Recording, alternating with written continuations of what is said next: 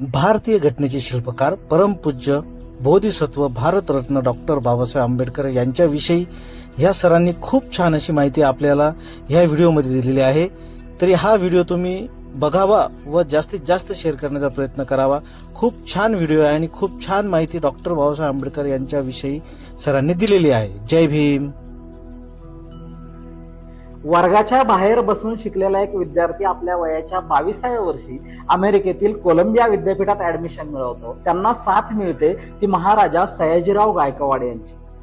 महाराजा गायकवाड यांच्याकडून त्यांना शिष्यवृत्ती मंजूर होते आणि तो विद्यार्थी अमेरिकेला शिकायला जातो। त्या विद्यार्थ्याचं नाव म्हणजे विश्वरत्न डॉक्टर बाबासाहेब आंबेडकर। ते बाबासाहेब जाताना संस्थानाशी एक करार करतात, परदेशातील शिक्षण संपवून आल्यानंतर मी संस्थानात नोकरीसाठी येईल।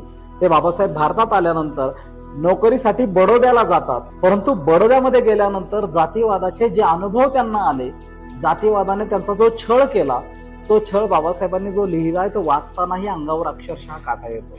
बाबासाहेब लिहितात की मी जेव्हा बडोद्यात गेलो तेव्हा मला खोली मिळाली नाही, ती रूम मिळावी म्हणून मी दारोदार भटकलो, परंतु माझी जात विचारली जायची आणि मला खोली नाकारली जायची। शेवटी एका पारशी हॉटेलात मी रूम मिळवली, परंतु काही दिवसांनी जेव्हा पारशांना मी महाराजांचा पोरगा आहे हे कळलं, तेव्हा 7-8 पारशी लोक हातात काठ्या घेऊन माझ्याकडे आले आणि माझ्या जीवावर उठले।